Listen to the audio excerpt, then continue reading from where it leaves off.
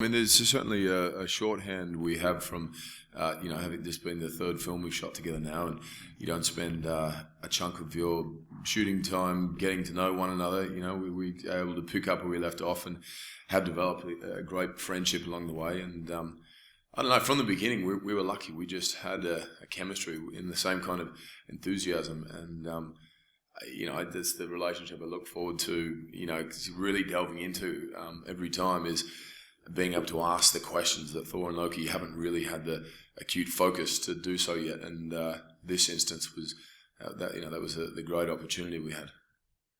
I love you, man. I love you. It's absolutely true.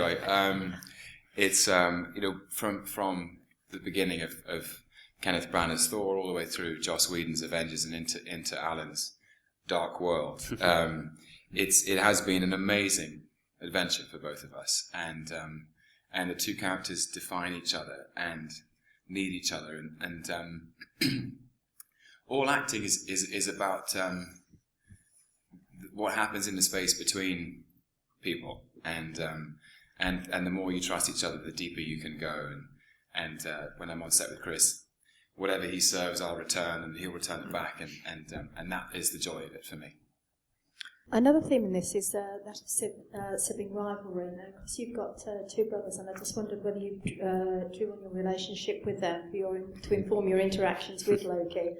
And also, as they're both actors, do you find that there's a lot of competition between the Hemsworth brothers?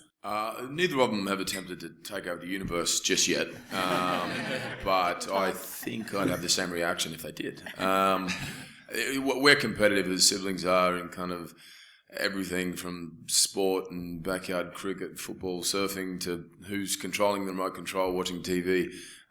This industry, not so much. You know, I think we, or certainly all three of us, understand the sort of frailty and inconsistency of the work, and we help each other with auditions and always have, and whatever scripts we're working on, and you're not in direct competition anyway, and it's more of a kind of team effort with this than anything else. One of the scenes where they're in the spaceship sort of exiting Asgard, that Tom and I were pretty insistent on saying, no, this has got to feel like when you're in the back seat with your siblings, and we couldn't get 100 meters down the road before the three of us would be like, get off me, don't touch me, go this way, do this.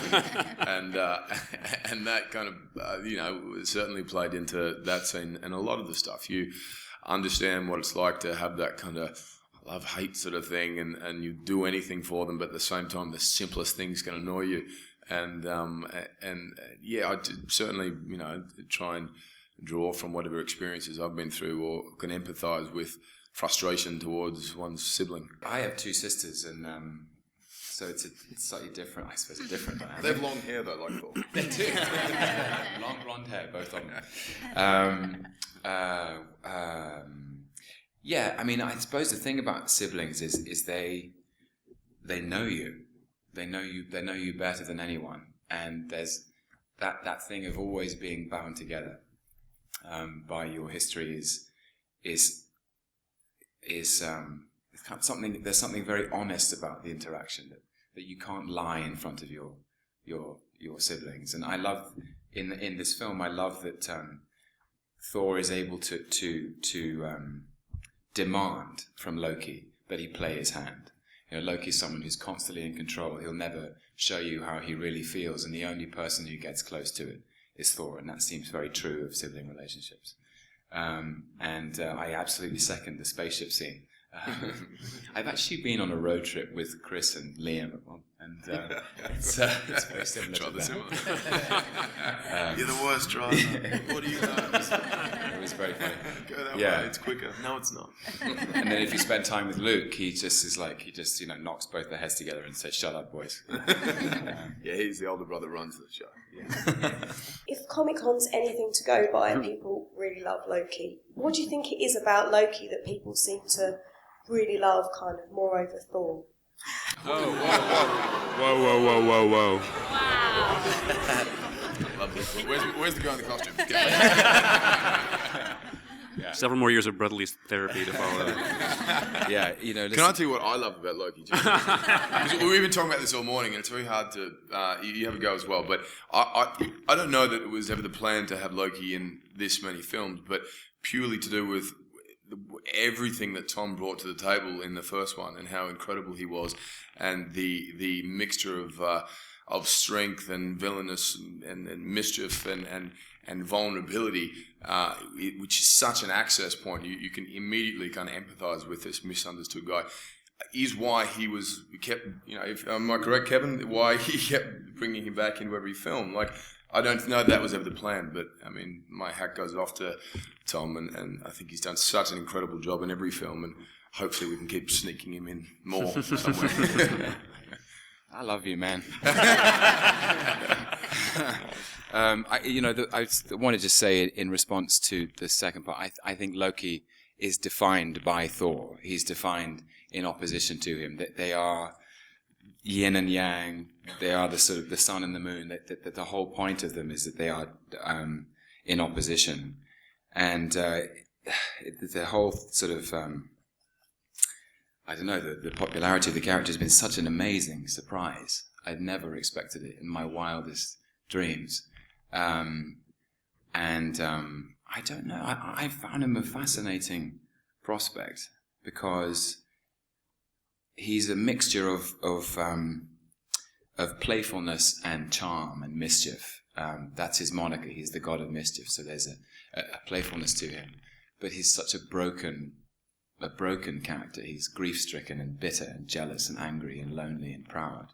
And so the cocktail of all of his kind of psychological damage and his playfulness as an actor is just a really interesting thing to inhabit. And by the way, you are the only Thor. No, that guy. That guy over there. Another.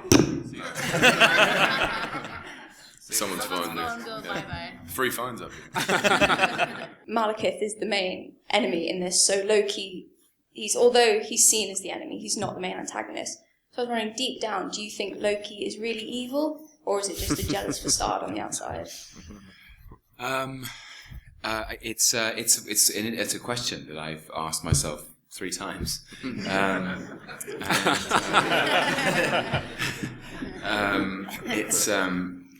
I think, every villain is a hero in his own mind, and people make choices, and they always justify those choices, no matter how misguided their motivation.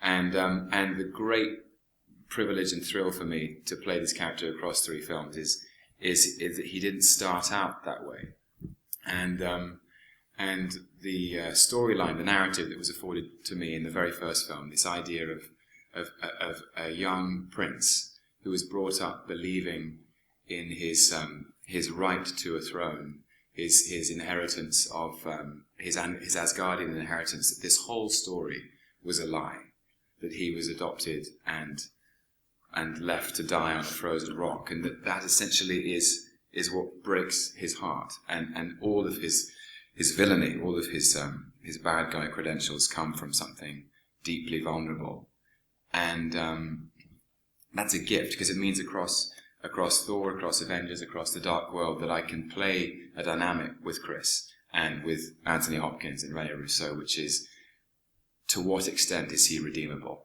Can he be pulled back towards the light?